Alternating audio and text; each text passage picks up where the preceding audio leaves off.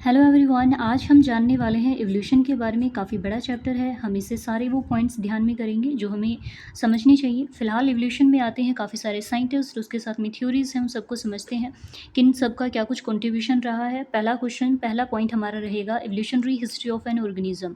अगर हम एक ऑर्गेनिज्म की बात करते हैं जिसकी शुरुआत जो है एक एग से होती है, जायगोट बनते हुए वो बनता है एक ऑर्गेनिज्म। इस सफ़र में जो उसकी स्टेजेस होती हैं, जो फेजेस होती हैं, जो डेवलपमेंट वो लेवल क्रॉस करता है, जिन सब को वो बनते बनाते फाइनली वो एक ऑर्गेनिज्म बनता है। उन सब की अगर हम स्टडी करते हैं तो उसे हम क्या बोलते हैं? हमारे पास चार ऑप्शंस हैं कि हम उसे ऑन्टोजेनी बोलेंगे, फाइलोजेनी बोलेंगे, या फिर एंसेस्ट्री बोलेंगे, या फिर पेलियंटोलॉजी उसे बोलेंगे। तो इनमें से हम इन चारों को समझते हैं। पहले तो ऑन्टोजेनी जो होता है वो अक्सर एक ऑर्गेनिज्म की ही स्टडी होती है कि जो है शुरुआत से एग से जाइगोट, जाइगोट से आगे जो है किस तरह के ऑर्गन उसके अंदर बने हैं, उन ऑर्गन को किस टाइम पर कितने टाइम के लिए बनते हैं, किस तरह से उसकी सारी जो डेवलपमेंट फेजेस होती हैं 1 to 1 जो है उन सब की स्टडी करना एक ऑर्गेनिज्म की कहलाता है ओंटोजेनी। वहीं अगर हम फाइलोजेनी की बात करें तो फाइलोजेनी में जैसे कि वर्ड है फाइला, फाइला जो होता है ट्री को रिप्रेजेंट करता है। और इसमें जो होते हैं काफ़ी सारे जो है ऑर्गेनिजम्स होते हैं कि किस ऑर्गेनिज्म से कहाँ से ब्रांचिंग हुई, आगे कौन बना। तो इसमें एंसेस्टर होते हैं और उसके बाद में उनके डिसेंडेंट्स होते हैं। तो जब हम सबकी स्टडी करते हैं तब आता है फाइलोजेनी। ठीक है, काफ़ी सारों की स्टडी, पूरी ब्रांचिंग ट्री की स्टडी, ये फाइलोजेनी में काउंट होता है। पर वहीं अगर हम सिर्फ एक ऑर्गेनिज्म की डेवलपमेंट की बातें करते हैं, सभी ऑर्गन जो उसमें बनते हैं उन सब स्टेजेस की, फेजेस की बातें करते हैं, तब हम बात करते हैं ओंटोजेनी की। अब एंसेस्ट्री क्या है? पीछे से शुरुआत कहाँ से हुई है, जो उसकी शुरुआत की जो बात की जाती है उसमें एंसेस्ट्री आती है कि कोई भी एक ऑर्गेनिज्म जिसकी हम बात करें तो वो पहले किस तरह से उसके अंदर कोई ऑर्गन है।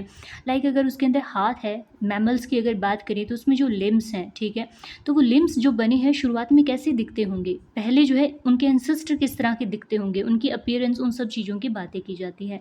जैसे डिफरेंट डिफरेंट ऑर्गन्स हो गए, जैसे हार्ट की डेवलपमेंट है, 2 चैम्बर से 3 चैम्बर, फिर 4 चैम्बर, इस तरह से। तो एंसेस्ट्री में हम उन सारी बातों को ध्यान में रखते हैं और अगर उन सब का रिलेशन जब हम पढ़ते हैं, उन्हें रिलेट करके, तब हम उसे फाइलोजेनी में पढ़ते हैं। वहीं बात आती है पेलियंटोलॉजी की, तो उसमें हम किस चीज़ की बात करते हैं, या आप कमेंट में बताना। आगे हम बात करते हैं, काफ़ी सारे साइंटिस्ट हैं, फिलहाल हम इसे समझेंगे कि किस तरह से ये करेक्ट मैच है या फिर नहीं। तो इसमें क्या है, डी व्रई है पहला ऑप्शन हमारे पास है। क्या इन्होंने नेचुरल सिलेक्शन के बारे में बात की थी? जब हम बात करते हैं कि नेचर सिलेक्ट करती है किसी ऑर्गेनिज्म को, किसी पॉपुलेशन को, कि किस तरह से वो जो है इन्वायरमेंट के अंदर अडेप्टेशन कर पा रहा है, नहीं कर पा रहा। देखो, नेचर का एक ही मेन जो रूल होता है कि नेचर जो है किसी तरह का एक इन्वायरमेंट क्रिएट करती है। उस इन्वायरमेंट के हिसाब से अगर कोई ऑर्गेनिज्म है वो अच्छे से अडेप्ट कर लेता है कि जो भी माहौल है, चाहे वो बाहर की एयर है, चाहे टेम्परेचर है, चाहे सॉयल है, जो भी है, उन सब के अंदर अगर वो बैलेंस कर पाता है और सर्वाइव कर पाता है। यहाँ पर मेन सीधा सा मोटिव यही होता है कि उसे पहले तो अडेप्ट करना है, पहले खुद जिंदा रहना है। जिंदा रहने के बाद में उसका मेन मोटो होता है कि अपने जैसे ऑफस्प्रिंग पैदा करना, और अगर उसका नंबर बाकी जो उसके कॉम्पिटिटर्स होते हैं उनसे ज़्यादा हो जाता है, वो अच्छे से सर्वाइव कर पाता है, तो नेचर उसे जो है फेवर करती है। जो अडेप्ट कर पाएगा, जो ज़्यादा ऑफस्प्रिंग प्रोड्यूस करेगा, अपने से आगे जो है जनरेशन बनाता जाता है, वो नेचर के फेवर में चला जाता है। जो अडेप्ट नहीं कर पाता वो जो है डिसलेक्ट हो जाएगा, वो साइड हट जाएगा, उसके नंबर्स जो है करते करते डिक्रीज़ कर जाते हैं। यही होता है नेचुरल सिलेक्शन। और ये सारी जो बातें होती हैं ये हमें बताते हैं डार्विन। डार्विन की जो थ्योरी है उसी को ही बोलते हैं नेचुरल सिलेक्शन। तो हमने जाना कि डी व्रई तो नेचुरल सिलेक्शन में नहीं आते, तो फिर डी व्रई ने क्या दिया था भला? याद करो, यहाँ पे एक वर्ड है वेरई, पहले इसी से समझते हैं, ठीक है। तो यहाँ एक वर्ड है वेरई, वेरई को आप वेरिएशन से याद रख सकते हो, और वेरिएशन किसके साथ लिंक्ड है? म्यूटेशन के साथ, चेंजेस के साथ। तो जो डी व्रई है उनकी जो थ्योरी है वो म्यूटेशन से रिलेटेड है। इसे हम बोलते हैं ह्यूगो डी व्रेइज। अब तो याद आया होगा। जो ह्यूगो डी व्रेई है, व्रेई वेरिएशन, वेरिएशन को म्यूटेशन से लिंक करके याद रख सकते हो। व्रेई म्यूटेशन के बारे में बताते हैं। कुछ 2 पॉइंट और भी हैं जिन्हें हमें ध्यान रखना चाहिए, जो काफ़ी इंपॉर्टेंट बनते हैं। कई बार क्वेश्चन जो बनता है वो इस तरह से बनता है, डार्विन और जो डी व्रेई हैं इनके 2 पॉइंट्स लिख के और कन्फ्यूजन क्रिएट की जाती है। कैसे? तो जानो, जो डी व्रेई है उनका मानना है कि म्यूटेशन यानी कि जो चेंजेस होते हैं वो रैंडम होते हैं, अचानक होते हैं और काफ़ी सडन होते हैं। लाइक आप शाम को सोए और सुबह आप देखते हो कुछ नई जो है स्पीसीज बन गई, या फिर आप जो है कुछ और ही बन गए हो, ठीक है। तो इस तरह से जो रैंडम चेंजेस होते हैं, इसका ग्राफ भी कुछ ऐसे बनाया जाता है कि अचानक से इससे कोई नया ऑर्गेनिज्म बन गया, ठीक है। तो ये होते हैं रैंडम, इसमें कोई डायरेक्शन नहीं देखने को मिलती, अचानक से कोई चेंज इसमें देखने को मिलता है, ऐसी चीज़ को डिवरई मानते हैं। तो यहाँ जो वर्ड आपको ध्यान रखना है, रैंडम रखना है, डायरेक्शन लेस वर्ड याद रखना है और सडन वर्ड याद रखना है। ये वर्ड अगर आते हैं तो ध्यान रखना कि ये डिवरई की स्टेटमेंट है। डार्विन क्या कहते हैं? डार्विन फिंचेस की बात करते हैं। उन फिंचेस से आप ध्यान रख सकते हो कि कोई भी चीज़ जो स्लो चेंज शो करती है और धीरे-धीरे उसका एक रास्ता होता है, टारगेट होता है, उसका गोल होता है, तो वो एक डायरेक्शन की तरफ चलती है। जैसे वो फिंचेस में जो पक्षी थे उनकी चोंच की बात करते हैं, है ना? जो उनकी वो बीक्स की बात करते हैं कि किस तरह से जो है सीड खाने वाले हैं, किस तरह से जो है फ्रूट खाते हैं, तो उनकी जो बीक होती है कइयों की स्ट्रॉन्ग है, कइयों की वीक है। अगर सीड हार्ड है तो उसे खाने के लिए उन्हें स्ट्रॉन्ग बीक चाहिए। तो जो वो उनकी नेचर के अंदर उनका जो सिलेक्शन है, उनने जो अपने अंदर जो चेंजेस किए हैं उन पक्षियों ने, उन बर्ड्स ने, जो वो गैलापागोस आइलैंड की जो फिंचेस हैं, उन फिंचेस ने अपने अंदर जो चेंजेस किए हैं उसकी वजह से वो सर्वाइव रह पाई हैं। क्यों? देखो कुछ इस तरह से कि एक आइलैंड है, उस पे कुछ मतलब जो पक्षी हैं, ठीक है, वो एक ही जैसे हैं, सोच के चलो, और वहाँ पे जो खाना है, वो खाना धीरे-धीरे उनके लिए कम पड़ता जाए। तो फिर वो क्या करेंगे? उन्हें ज़िंदा रहना है तो उन्हें खुद के अंदर चेंजेस करने हैं। यही तो नेचर का रूल है। अगर आप चेंज करके अडैप्ट करते हो तो आप ज़िंदा रहोगे। तो इसी तरह से नेचुरल सिलेक्शन होता है। तो वही डार्विन ने कहा कि ये जो चेंज है उन्होंने धीरे-धीरे किए हैं। एक डायरेक्शन के अंदर चेंजेस हुए हैं, लाइक कि उन्होंने अपनी बीक पे, चोंच पे काम किया। तो वर्ड याद रखना डायरेक्शन, उसके साथ में स्लो, और उसी के साथ में एक वर्ड और आता है, वो आता है ग्रेजुअल। तो एक ग्रेजुअल वर्ड भी जो है वो कौन कहते हैं? डार्विन कहते हैं। और वहीं जो डी व्रेई है उनके लिए वर्ड आता है सॉल्टेशन। सॉल्टेशन होता है सडन, एकदम अचानक से कोई चेंज होना। और डार्विन का जो ग्राफ बनता है वो कुछ इस तरह से बनता है कि ब्रांचेस आगे से आगे जाएँ, हमें पता होता है कौन कहाँ से बन रहा है। तो हमने जाना यहाँ पर डार्विन के बारे में और डी व्रेई के बारे में। आगे बात आती है मेंडल की। मेंडल के सामने जो स्टेटमेंट लिखी है वो पेनजेनेसिस लिखी है। अच्छा, पेनजेनेसिस वर्ड जो है इससे पता है क्या लिंक है? जब ये वर्ड मैं पढ़ती हूँ ना तो मुझे तो यही ध्यान आता है कि किसी दूसरे ग्रह से या फिर कहीं जो है जो हमारा आकाशगंगा है वहाँ से कोई स्पोर या फिर कोई जो है दाना आके गिरा, और उसके बाद में जो है उसी जो है छोटे से दाने से जो है बाकी सारे ऑर्गेनिज्म इस धरती पे जो है बन गए हैं। तो ये कहते हैं कि कोई स्पोर जो है बाहर से आके गिरा है और उसके बाद में जो है लाइफ का ओरिजिन हुआ है कहाँ पर? इस धरती पर।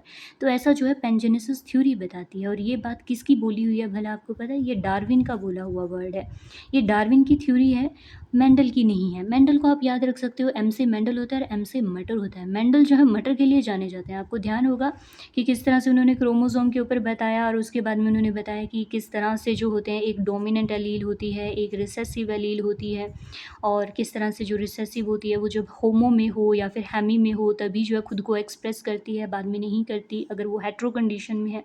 क्योंकि डोमिनेंट वाली कहती है कि हमेशा मैं ही एक्सप्रेशन करूँगी, रिसेसिव वाली को एक्सप्रेस नहीं करने दूँगी। जैसे सेग्रीगेशन की बात वो कहते हैं, अशॉर्टमेंट की बातें वो बताते हैं। ये सब मेंडल की बातें हैं जो मटर से रिगार्डिंग उनकी थी, ठीक है। तो मेंडल ने थ्योरी पेंजेनेसिस की नहीं दी। फिर मेंडल को हम बोलते क्या हैं भला?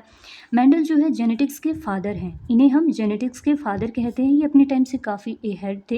इन्होंने काफ़ी सारी ऐसी बातें बताई, इन्होंने कैलकुलेशन की, बायो के साथ मैथ का जो रिलेशन है काफ़ी बढ़िया ज़ोरदार इन्होंने तालमेल बिठाया। और इसी तालमेल की वजह से उस टाइम के जो बाकी लोग थे वो उनके साथ सहमत नहीं थे, उन्होंने इनकी बातें नहीं मानी। बट लेटर ऑन जो है वो इनकी बातें मानते हैं। और फिर जो है मतलब वो लोग तो नहीं मानते, आगे के टाइम के लोग मानते हैं कि हाँ ये बातें सच थी, और इसीलिए इन्हें जेनेटिक्स का क्या कहा जाता है? फादर कहा जाता है। आगे समझते हैं विज़मैन के बारे में। विज़मैन को आप याद रख सकते हो वाइस मैन। कैसे? क्यों बोला मैंने इन्हें वाइस? वीज़ मैन के साथ याद रखने के लिए वाइस वर्ड कनेक्ट करना, क्योंकि ये कहते हैं कि जो जर्म प्लाज्म होता है, जर्म जो हमारा ऐसे सेल्स जो कि एक जनरेशन से दूसरी में पास होते हैं, तो कहता है कि जर्म सेल्स जो है वही कॉन्टिन्यूटी शो करता है। अब इनका जो है हम किसके साथ लिंक करके या फिर क्यों इन्हें पढ़ते हैं, किस तरह से, और ये कैसे मतलब पहचान में आए, वो देखो। इनकी ना एक कहानी है, पहले वो समझते हैं, फिर ये लिंक किसके साथ है फिर वो समझेंगे। ये कहते हैं कॉन्टिन्यूटी जो होती है वो जर्म प्लाज्म से होती है। अच्छा, याद है आपको वो चूहे वाली कहानी? चूहे वाली कहानी कैसे थी? एक चूहा होता है, ये उसकी पूँछ काट देते हैं, फिर उससे आगे जो बच्चे पैदा होते हैं उनकी पूँछ काट देते हैं। ऐसे ये काफ़ी सारी जनरेशन में क्या करते हैं? चूहे की पूँछ काटते जाते हैं। तो ये कई सारी जनरेशन में चूहे की पूँछ काटते हैं, पर हर बार जो बच्चा पैदा होता है ना, जो नया जो ऑफस्प्रिंग होता है, जो नया चूहा होता है उसके अंदर पूँछ होती है। तो ऐसा इन्होंने क्यों किया? इनका या दिमाग फिरा हुआ था, क्या था? देखो हमारे ना एक पर्सन है, एक साइंटिस्ट है जिनका नाम है लमार्क।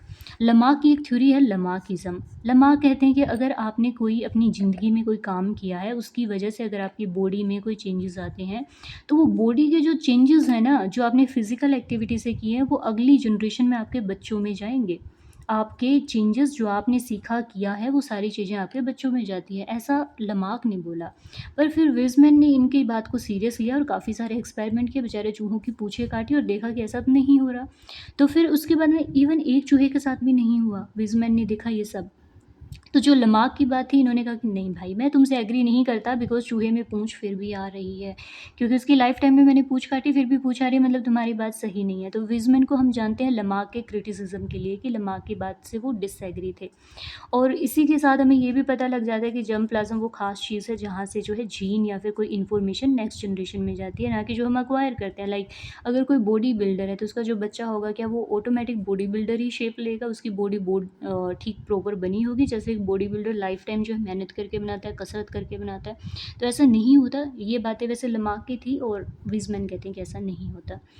आगे हम जानते हैं बायोजेनेटिक लॉ के बारे में, ठीक है? तो बायोजेनेटिक लॉ क्या है? 2 वर्ड आते हैं यहाँ पे, एक आता है बायोजेनेसिस और एक आता है बायोजेनेटिक। इसे थोड़ा ध्यान से समझना है, यहीं कन्फ्यूज़न भी होती है।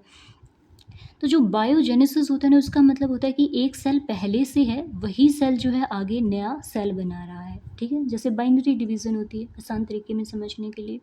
यानी कि अगर एक कोई जीव है, कोई ऑर्गेनिज़्म है, वो ज़िंदा है, उसी से नई लाइफ़ प्रोड्यूस होती है, ना कि नॉन लिविंग से प्रोड्यूस हो रही है अचानक से किसी दिन, ठीक है? ये बायोजेनेसिस की बात है कि living cell produce from pre existing, पहले से कोई लिविंग चीज़ है, उसी से आगे नई लिविंग चीज़ बनती है उसकी जैसी। ये बायोजेनेसिस कहती है। और बायोजेनेटिक क्या चीज़ है? बायोजेनेटिक जो है वो हेकल साहब ने दी है, अर्नेस्ट हेकल आप इन्हें बोलते हैं। इनका ना एक थ्योरी है जिसे हम बोलते हैं ओंटोजेनी रिपीट फाइलोजेनी। इसका क्या मतलब है? अभी हमने जो टर्म समझी थी ना ओंटोजेनी, वो क्या थी? एक ऑर्गेनिज्म के बारे में थी। उसमें हम जानते हैं कि एक ऑर्गेनिज्म की जितनी भी डेवलपमेंट की जो फेजेस होती हैं ना, वो एक्चुअल में उसके जो एंसेस्टर थे, धीरे धीरे जैसे उन्होंने सारी जो ग्रोथ की थी, उन सबको वो रिपीट करता है। यानी कि एक ज़ाइगोट से पूरा ऑर्गेनिज़्म बनने तक, वो बीच में जब उसके एम्ब्रियो बनता है ना, प्रॉपर बन रहा होता है, एम्ब्रियो की जो एम्ब्रियोलॉजी जिसमें हम एम्ब्रियो की डेवलपमेंट स्टडी करते हैं, तो उसमें क्या होता है, उसमें वो काफ़ी सारी फेजेस को पास करता है। उनमें कुछ एक जो काफ़ी कॉमन है, जिन्हें हम जानते हैं, जैसे कि गिल स्लिट्स का प्रेजेंट होना, है ना? उसके साथ में ये काफ़ी कॉमन होता है, गिल स्लिट्स का प्रेजेंट होता है। कहते हैं सभी वर्टिब्रेट जो भी एम्ब्रियो होते हैं, डेवलप कर रहे होते हैं, तो उनमें गिल स्लिट्स देखने को मिलते हैं, जो कि फिशेस के काफ़ी कॉमन फीचर है। तो इसी तरह से जो होती है नोटोकोड की हम बात करते हैं, या फिर जो है उसके साथ में एक और चीज़ की भी हम बात करते हैं, जो पोस्ट एनल टेल होती है ना? ये कई फीचर्स होती हैं जो हम कहते हैं कि ऐसी कोडेट में होनी ही चाहिए। तो जो एम्ब्रियो डेवलप होता है किसी भी क्लास का, जो कोडेट के अंडर आते हैं, तो उन सब के एम्ब्रियो में जो है इस तरह से ये फीचर हमें देखने को रिपीट होने को मिलती है। तो ये हम ओंटोजेनी में पढ़ते हैं। और जो अर्नेस्ट हेकल है, उनका मानना है बायोजेनेटिक, जिसमें वो कहते हैं कि ओंटोजेनी एक ऑर्गेनिज्म की डेवलपमेंट में वो सारी फेजेस देखने को मिलती है, जिस तरह से उसके जो पीछे के जो सारे एंसेस्टर हैं ना, वो डेवलप हुए, तो उनमें जो पहले थोड़ी सी मतलब यूँ कह दें कि कम एडवांस फेज़ थी, तो वो भी उसमें देखने को मिलती है। तो हम पता कर सकते हैं कि इस तरह से इसके एंसेस्टर में ये फेजेस रही होंगी, डेवलपमेंट की स्टेजेस। तो ये थ्योरी किसने दिया? अर्नेस्ट हेकल ने दी। और क्या दिया? ओंटोजेनी जो है वो रिपीट करती है किस चीज़ को? फाइलोजेनी को रिपीट करती है। ओंटोजेनी रिपीट फाइलोजेनी, इसे बोलते हैं हम बायोजेनेटिक लॉ, ठीक है? आगे समझते हैं हार्डी वेनबर्ग को। हार्डी वेनबर्ग जो है ना, इनके लिए काफ़ी ख़ास बात ये है, इन्हें किसी तरह का ना चेंज नहीं पसंद। ये कहते हैं जो चीज़ें जैसे हैं वैसे ही रहनी चाहिए, एज़ इट इज़ रहने दो। तो इनके लिए कुछ खास वर्ड्स होते हैं, उन्हें ध्यान रखना, जैसे कि लार्ज पॉपुलेशन का साइज़ होना चाहिए, ठीक है? पॉपुलेशन का साइज़ क्या होना चाहिए? काफ़ी बड़ा होना चाहिए। उसके बाद में ना ही, जैसे कि आप एक एरिया मान लो, एक बाउंड्री मान लो, या फिर कोई आइलैंड जो समुद्र में कटा हुआ है, वहाँ कोई और दूसरा पास में आइलैंड नहीं है, तो कहते हैं कि उसके अंदर उस आइलैंड पे जितने भी लोग हैं ना, या फिर जो भी पक्षी जानवर जो भी तरह की चीज़ें हैं, वो वहीं की हैं, ना तो वो वहाँ से बाहर जाती है, ना ही वहाँ पे कोई नई चीज़ आती है। और वो क्या है? काफ़ी सारे हैं, लार्ज नंबर में हैं। और यहाँ मैंने बताया कि ना तो कोई इमिग्रेशन, कोई नया अंदर नहीं आना चाहिए, ना ही ई माइग्रेशन, कोई बाहर नहीं जाना चाहिए, ना पॉपुलेशन का साइज़ काफ़ी बड़ा होना चाहिए। जो मीटिंग होती है या फिर ब्रीडिंग होती है आगे जो है ऑर्गेनिज्म बनाने के लिए, तो वो रैंडम होनी चाहिए। ऐसे सिलेक्ट करके नहीं करना कि हाँ इससे ब्रीडिंग करना है, ठीक है? तो ये रैंडम होनी चाहिए। कुछ वर्ड्स हैं जो हार्डी वेनबर्ग के लिए हैं। तो इनकी जो स्टेटमेंट है वो इस तरह से है कि यहाँ पर जो है जो जीन पूल होता है, जो डीएनए होता है, वो किस में रहता है, इक्विलिब्रियम में रहेगा अगर इस तरह की कंडीशन हो तो। इनकी जो है 2 बातें और हैं, जैसे कि एक यहाँ बनती है, आगे बताऊँगी वो चीज़। जैसे कि ये कुछ स्टेटमेंट देते हैं कैलकुलेट करने के लिए फ्रीक्वेंसी वगैरह एलील की होमोजाइगस फॉर्म में जब 2 एलील इकट्ठी होती हैं उनके लिए, जैसे P square plus Q square जो है 2pq, है ना? और उसके साथ में ये इक्वल होता है 1 के, और उसके साथ में जो p प्लस क्यू भी अगर रखें ना तो ये भी 1 के इक्वल होता है। तो कई बार जो न्यूमेरिकल्स होते हैं वो बनते हैं जिसमें अपने को या तो p की वैल्यू दी होती है या फिर q की वैल्यू दी होती है। कई बार जो है हेट्रोजाइगस जो है पूछ लेते हैं कि फ्रीक्वेंसी क्या होगी, या फिर होमोजाइगस एलीलिक फ्रीक्वेंसी क्या होगी, या सिंपल एक एलील की फ्रीक्वेंसी एक की देकर दूसरे की पूछ लेते हैं कि कैसे मतलब निकलेगी या फिर क्या रहेगी। उसके साथ में आगे आते हैं मॉर्गन भाई साहब। मॉर्गन जो है वो किसके साथ है, ये बताते हैं लिंकेज को। मॉर्गन के बारे में ख़ास बातें हैं, एक तो ये लिंकेज के बारे में बताते हैं, फिर ये कहते हैं कि जो इनहेरिटेंस होती है यानी कि पेरेंट्स से जो बच्चों में जो जीन जाते हैं किस तरह से जो है क्रोमोसोम इन्हें कैरी करता है। तो ये क्रोमोसोम का जो है ट्रांसफ़र के बारे में बताते हैं, क्रोमोसोम की इनहेरिटेंस थ्योरी के बारे में बताते हैं और लिंकेज के बारे में बताते हैं। लिंकेज वो पॉइंट है जो अपने मेंडल्स जो थे ना साइंटिस्ट, उनसे छूट गया था। मेंडल तो कहते थे कि सारी चीज़ें इंडिपेंडेंट है, कैसे जो जीन होते हैं एक क्रोमोसोम के ऊपर है तो वो फ्रीली जो है नेक्स्ट जनरेशन में जाते हैं, एलील जो होते हैं वो फ्री जो है सेग्रीगेट करते हैं, किस तरह से वापस जाइगोट के अंदर जाकर वो वापस पेयर हो जाता है, गैमेट में जो है सिंगल सिंगल, फिर जाइगोट में जाके वापस पेयर हो जाता है, ऐसा मेंडल मानते हैं। पर जो मॉर्गन कहते हैं कि अगर क्रोमोसोम पे 2 जीन बिल्कुल पास पास है तो उनके चांसेस हैं कि वो पास पास ही रहेंगे नेक्स्ट आने वाली जनरेशन में, काफ़ी कम चांसेस हैं कि क्रॉस ओवर हो। तो जो मॉर्गन है वो लिंकेज के बारे में बताते हैं, कैसे जीन बिल्कुल पास रहते हैं तो फिर वो दूर नहीं होते, वो 2 जो जीन से जो करैक्टर बनेंगे वो सेम ही रहेंगे। और लिंकेज के साथ क्रोमोसोम की इनहेरिटेंस की बात करते हैं, उसके साथ में वो क्रॉस ओवर की बात करते हैं कि कितने % क्रॉसिंग ओवर उसके बारे में बताते हैं। फिर बात आती है अल्फ्रेड जेफरी के बारे में, ठीक है। अल्फ्रेड जेफरी क्या बताते हैं, देखो इसमें ना वो जीन मैप के बारे में बताते हैं। अब ये क्या होता है, मैप होता है रास्ता, रास्ता बताना कि कौन कितने डिस्टेंस पे है। जैसे हम नॉर्मल कहते हैं ना कि ये वाली सिटी, अगर हम एक पॉइंट पर खड़े हैं तो हम कहेंगे कि अगर हमें किसी सिटी के बारे में बताना है, कोई डिस्टेंस अपने से जो दूरी है उसे बताते हैं कि यहाँ से इतने किलोमीटर है, यहाँ से इतने किलोमीटर है, राइट है, लेफ़्ट है, ईस्ट है, वेस्ट है। उसी तरह से जो अल्फ्रेड जेफरी है ना, ये बताते हैं कि किस तरह से जीन जो है क्रोमोसोम पर कहाँ पर लोकेट करता है। तो जो लोकेशन बतानी होती है उसे मैपिंग बोल रहे हैं यहाँ पे। और जो एक यूनिट होती है, मतलब सबसे छोटी यूनिट डिस्टेंस की जो होती है, वो अपने गुरु यानी कि जो मॉर्गन इनके टीचर थे उन्हीं के नाम पे रखते हैं, सेंटी मॉर्गन। सेंटीमीटर नॉर्मल होता है ना, तो उस तरह से ये जीन के डिस्टेंस को यहाँ पे मॉर्गन बोलते हैं, सेंटी मॉर्गन। तो ये बताते हैं हमें जीन के मैप के बारे में। डिस्टेंस के बारे में कौन बताते हैं, अल्फ्रेड जेफरी बताते हैं। चलते हैं नेक्स्ट पॉइंट की तरफ। आगे आती है बायोजेनेसिस। बायोजेनेसिस वही है कि कोई लिविंग चीज़ पहले से है, उससे आगे जो है दोबारा कोई अगर लिविंग चीज़ प्रोड्यूस हो रही है तो वो प्री एग्जिस्टिंग जो है लिविंग फॉर्म से प्रोड्यूस हो रही है। इस चीज़ का ध्यान रखना, इसे बायोजेनेसिस बोलते हैं। बायोजेनेटिक से इसे कंफ्यूज मत होना। बायोजेनेटिक जो है रिकैपिटुलेशन थ्योरी है। री मतलब अगेन, या फिर कोई चीज़ जो पहले से है उसे रिपीट करे, इस तरह से याद रख सकते हो। और ये हमने जाना किसने दिया, अर्नेस्ट हेकल भाई साहब ने दिया है। तो वो बताते हैं कि किस तरह से जो है ओंटोजेनी जो है वो क्या करती है, रिपीट करती है। कई बार डायरेक्ट ही बनता है ये पॉइंट कि ओंटोजेनी रिपीट करती है किस चीज़ को, फाइलोजेनी को। मतलब एंसेस्टर में जो कुछ फीचर थी उसे जो है एक ऑर्गेनिज्म की जब डेवलपमेंट हो रही है होती है तो एम्ब्रियो जो है इस चीज़ को क्या करता है, शो करता है कि हाँ ये चीज़ें पहले से होती थी और इस तरह से करके एडवांस जो है ऑर्गन बना है। फॉर एग्जांपल जैसे हार्ट का है तो उसमें क्या है, 2 चैम्बर है, 3 चैम्बर है, 4 चैम्बर है। तो जो एम्ब्रियो उसमें धीरे धीरे, जैसे गिल स्लिट्स का प्रेजेंट होना एम्ब्रियो के अंदर, है ना। ओंटोजेनी रिपीट करती है, किस चीज़ को रिपीट करती है, फाइलोजेनी को रिपीट करती है। जो बड़ा सा ट्री बनता है कि कौन किससे आया, कहाँ से आया। फिर बात करते हैं पाश्चर के बारे में। पाश्चर जो है इन्होंने बताया है पाश्चराइजेशन के बारे में। ये क्या होता है कि कोई चीज़ है उसे अपने को क्या करना है, स्ट्राइल करना है अगर हमें कोई एक्सपेरिमेंट करना है। लाइक जैसे एक जो है थ्योरी थी स्पॉन्टेनियस थ्योरी, उसी के बारे में इन्होंने जो है इस चीज़ कॉन्सेप्ट को जो है रखा है। तो एक पर्सन थे, उन्होंने कहा कि कोई लाइफ जो स्पॉन्टेनियसली जो है अराइज हो जाती है। कैसे, जैसे कि कई लोग कह रहे थे कि ना नदी के किनारे वहाँ पे गंदगी थी, ठीक है, या फिर कोई कहीं पे जो है एक ढेर था कचरे का, तो उस ढेर से ना चूहे निकल रहे थे। वो कहते कहते हैं कि जो नॉन लिविंग चीज़ है ना उसी से जो है लिविंग बन रहे हैं। तो ये स्पॉन्टेनियस कि मतलब कोई कहीं से बन रहा है, जैसे गेहूँ रखा हुआ था तो उस गेहूँ से चूहे निकल रहे हैं वगैरह, ठीक है। तो ये कहते हैं कि नॉन लिविंग से जो है लिविंग बन रहा है, तो ऐसा नहीं था। फिर एक इन्होंने एक्सपेरिमेंट किया जिसमें ये एक मीट का पीस लेते हैं, उसे जो है पूरी तरह से स्ट्राइल करते हैं और फिर जो है इसे एक पूरी तरह से जो है एयर टाइट चैम्बर में बंद कर देते हैं एक जार के अंदर, और फिर ये पाते हैं कि वहाँ पर किसी तरह की लाइफ जो है बाद में देखने को नहीं मिलती। और एक ये क्या करते हैं, एक और जार लेते हैं और उसके अंदर जो मीट का पीस होता है उसे थोड़ा सा कपड़े से ढक देते हैं और फिर ये पाते हैं कि इसमें जो है लाइफ या फिर फफूंदी या फिर बैक्टीरिया, कोई छोटे जो ऑर्गेनिज्म होते हैं माइक्रोब्स, वो देखने को मिलते हैं। तो इस तरह से ये कहते हैं कि अगर पहले से वहाँ कोई लिविंग चीज़ है तभी वहाँ पर जो है लिविंग के और आसार होते हैं कि नए मेंबर बने। अगर वहाँ पर पहले से कोई भी लिविंग चीज़ नहीं है तो नहीं बनेंगे।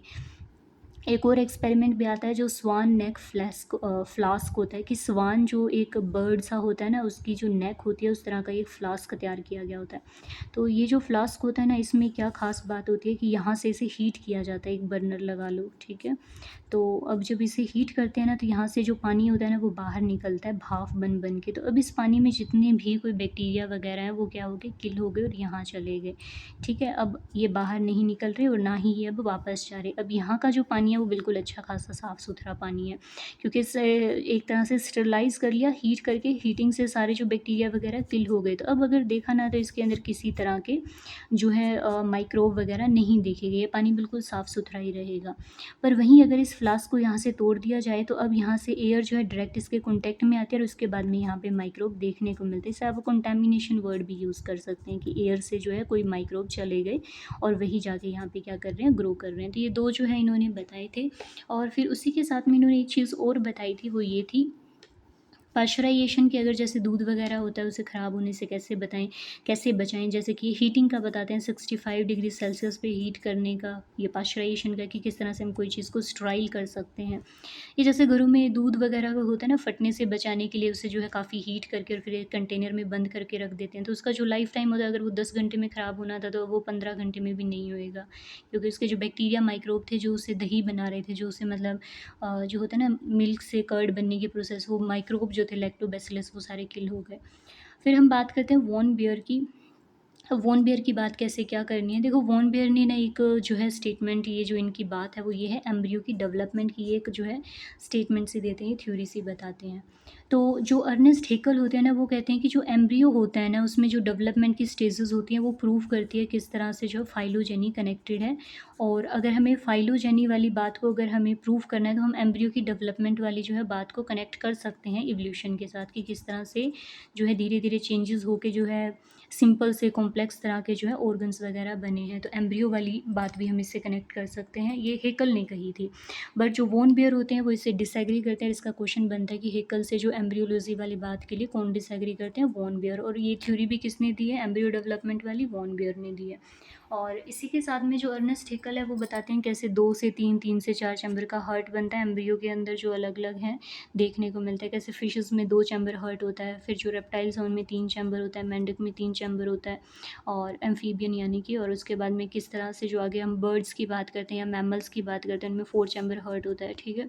फिर आते हैं अल्फ्रेड वेलेस। अच्छा, इनकी बात क्यों करनी है, देखो जो वेलेस भाई साहब है ना, ये ऐसे नहीं है कि विले थे, इन्होंने भी काफ़ी काम किया था, बट इन्होंने घर बैठे बैठे अपनी इमेजिनेशन से सारा काम कर दिया था। जो काम डार्विन भाई साहब ने जो है सारी दुनिया में घूम घूम के किया था ना, जैसे वो मतलब ट्रिप पे निकल गए थे एक बड़ी सी शिप लेके, तो वही काम जो है ना यहाँ पे जो वेलेस भाई साहब है इन्होंने घर पे बैठे बैठे पेपर तैयार किया और उस पर सारी बातें लिख दी थी। और जब एक बार ये दोनों आपस में मिले थे तो डार्विन ने इनकी स्टडी भी की थी पेपर की, और पाया कि इन्होंने जो बातें लिखी हैं वो ठीक वैसी ही हैं जैसे डार्विन ने ऑब्जर्व की है नेचर में जाके, रियल में जाके जो ऑब्जर्व की हैं। तो हम ये कह सकते हैं कि वेलेस ने भी क्या है, नेचर की जो है वो सिलेक्शन वाली थ्योरी दी है। नेचर वाली बात वेलिस ने बोली है, डार्विन ने बोली है, पर लेकर हम ज़्यादा मानते किसे हैं, डार्विन को मानते हैं। आगे हम समझते हैं ओपरेन हेल्डेन थ्योरी को। ये थ्योरी क्या बताती है हमें, देखो ओपरेन हेल्डेन ने ना थ्योरी दी है, यहाँ पे कंफ्यूज मत होना, यूरे मिलर ने उस पर एक्सपेरिमेंट कंडक्ट किया है और जो ओपरेन हेल्डेन है ना इन्होंने ये थ्योरी दी है। अब इसे याद कैसे रखें, देखो हेल्डेन से ना आप हेल वर्ड याद रख सकते हो, और हेल हम सोचते हैं कि काफ़ी कोई गर्म जगह, ठीक है, जहाँ पे जो है कहते हैं ना कई बार कि वहाँ पे जो कल कलकलाता तेल है, काफ़ी गर्म है, हेल जो होता है बहुत ही गर्मी होगी वहाँ पे। तो कलकलाती या फिर बिल्कुल कोई गर्म चीज़ के बारे में सोच सकते हो यहाँ पे हेल्डेन से हेल। तो इनके लिए एक ना टर्म आती है यहाँ पे जो इनके साथ क्वेश्चन बनता है वो ये है कि ये जो है हॉट सूप की बात करते हैं। अब हॉट सूप क्या है? देखो ये बताते हैं अपनी इमेजिनेशन से कुछ बातें बताते हैं, कहते हैं कि पहले जो है एटमॉस्फेयर काफ़ी ज़्यादा गर्म था और गर्म होने के साथ-साथ जो है वेपर की फ़ॉर्म में पानी प्रेज़ेंट था और धीरे-धीरे जो है क्या होता है एटमॉस्फेयर ठंडा होता है, कूल डाउन करता है और कूल डाउन करने के साथ में जो पानी की वेपर फ़ॉर्म थी वो पानी फ़ॉर्म में बनता है, ठीक है? और फिर वो ज़मीन पे गिरता है। जगह-जगह गड्ढे होते हैं। अब उनके अंदर जो पानी सा गिरता है ना वो उसे ये क्या बोल रहे हैं एक हिसाब से बताते हैं कि उसमें जो है छोटी-छोटी जो है इनऑर्गेनिक फ़ॉर्म में फिर उसके बाद में जो है धीरे-धीरे कैसे अमीनो एसिड और अमीनो एसिड से फिर जो है न्यूक्लिक एसिड और इस तरह से कैसे वो प्रोटोबायोन्ट या फिर जो कोआसर्वेट की हम बात करते हैं वो सारी चीज़ें इनऑर्गेनिक से जो है फिर ऑर्गेनिक जो है बनते हैं, फिर एक बाउंड्री बनती है, फिर उसमें थोड़े इवोल्यूशन होते हैं किस तरह से फिर वो रिप्रोड्यूस कर पाता है, फिर उससे प्रोकैरियोट बनते हैं। इन सब की बातें जो है इसमें आती हैं, ठीक है? तो ये हॉट सूप की बात की जाए तो ओपरेन हेल्डेन ने है, थ्योरी किसने प्रपोज़ की? ओपरेन हेल्डेन ने है। ये किस तरह से बातें बताते हैं? देखो ये 3 मेन पॉइंट बताते हैं। कहते हैं पहले जो है केमिकल जो है यहाँ पर इवोल्यूशन होता है। इवोल्यूशन के 3 पॉइंट मेन बताते हैं कि किस तरह से पहले केमिकल इवोल्यूशन होता है। केमिकल इवोल्यूशन में सिर्फ वही चीज़ें आएँगी कि इनऑर्गेनिक चीज़ें हैं वो ऑर्गेनिक में बदलेंगी धीरे-धीरे। कैसे पानी नीचे गिरा, फिर उसमें जो है अमोनिया था और उसके बाद में उसमें क्या था हाइड्रोजन था, फिर मीथेन था और वाटर वेपर थे, ये वाली चीज़ें थी। और फिर जो है वो इनऑर्गेनिक फॉर्म में थोड़े आपस में कनेक्ट हुए, फिर ऑर्गेनिक बना, ये बातें बताते हैं। फिर वो दूसरी जो है दूसरे पॉइंट में बताते हैं फिर पॉलीमराइज़ेशन होता है। देखो एक छोटा-सा मॉलिक्यूल लेकर चलो, फिर वैसे ही मॉलिक्यूल काफ़ी आपस में कनेक्ट हो जाएँ, एक चेन सी बना ली, ये पॉलीमराइज़ेशन थ्योरी में ये बताते हैं। फिर एग्रीगेशन किस तरह से जो है ये जो पॉलीमर होते हैं ना इकट्ठे होके अपने बाहर एक बाउंड्री बना लेते हैं। जैसे हम ह्यूमन्स होते हैं ना, अलग-अलग शहर होते हैं, सिटी होती है, तो उसमें क्या होता है एक मतलब शहर एक ही जगह सारे काफ़ी सारे घर इकट्ठे होते हैं, फिर दूर-दूर में सिर्फ सड़कें ही होती हैं, फिर जाके दूसरा शहर आता है। ठीक वैसे ही ये जो पॉलीमर होते हैं इकट्ठे होके और फिर अपने बाहर एक बाउंड्री बना लेते हैं, बाहर के एटमॉस्फेयर से खुद को थोड़ा-सा अलग करते हैं, सेपरेट करते हैं। तो ये एग्रीगेशन के बारे में बताते हैं। किस तरह से इनऑर्गेनिक से ऑर्गेनिक के बाद में किस तरह से जो है ये थोड़ा बहुत मतलब अपने अंदर जो बाहर से चेंजेस करते हैं, थोड़ी बाउंड्री बनाते हैं, फिर ये मतलब इस तरह से होता है कि ये रिप्रोड्यूस कर सकता है अपने जैसा कोई और मॉलिक्यूल, मतलब अपने जैसा कोई और स्ट्रक्चर और फिर करते-कराते ये प्रोकैरियोट बनता है। ये सारी बातें आती हैं। फिर इसी बात को ना सीरियस लेके यूरे मिलर जो थे ना वो एक एक्सपेरिमेंट कंडक्ट करते हैं कि जो ये बातें ये बोल रहे हैं कि ऐसा सच में हुआ था। तो यूरे मिलर का जो एक्सपेरिमेंट होता है उसका एक सेटअप सा तैयार होता है जो काफ़ी क्वेश्चन भी बनता है कि किस तरह से जो है 2-1-2 की बात होती है। इस पे काफ़ी बार क्वेश्चन रिपीट होता है कि 2-1-2 की रेशियो में क्या था, गैसेस जिनकी बात की जाती है।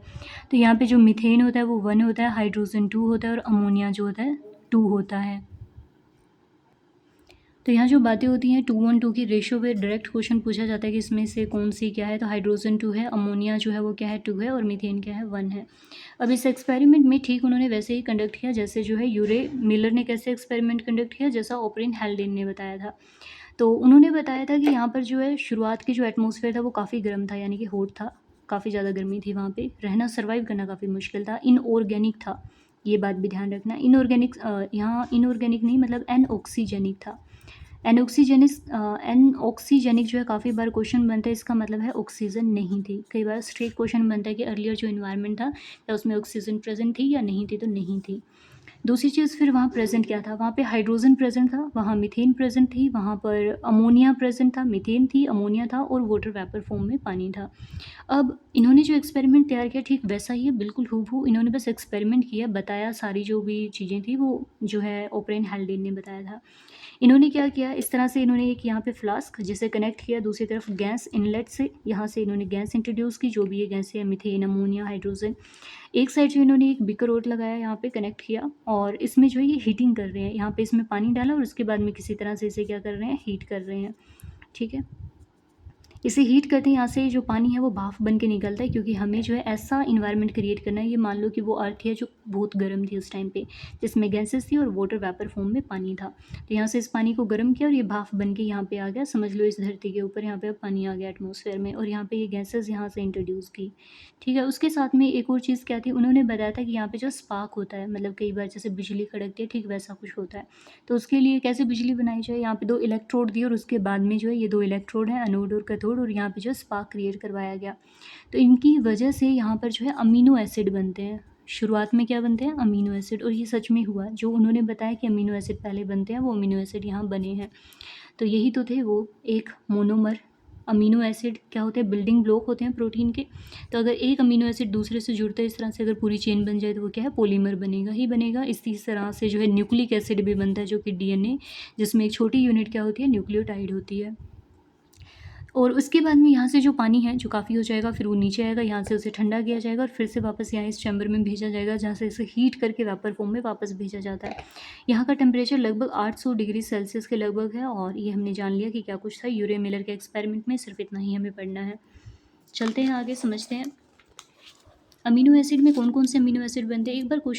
एक क्वेश्चन काफ़ी बनता है जिसमें ग्लूटामिक एसिड लिखा होता है, तो याद रखना कि ग्लूटामिक एसिड नहीं बनता। एस्पार्टिक एसिड बनता है, एलेनिन बनता है, और एक और कौन सा बनता है वो आप ऑप्शन में बताना, कमेंट में बताना। आगे हम जानते हैं होमोलोगस और एनालोगस कन्वर्जन थ्योरी के बारे में। आज के लिए इतना ही। ये जानेंगे हम अगली वीडियो में। अगर आपको वीडियो अच्छी लगी हो तो लाइक करें, शेयर करें, कमेंट करें। Thank you. आज के लिए इतना ही।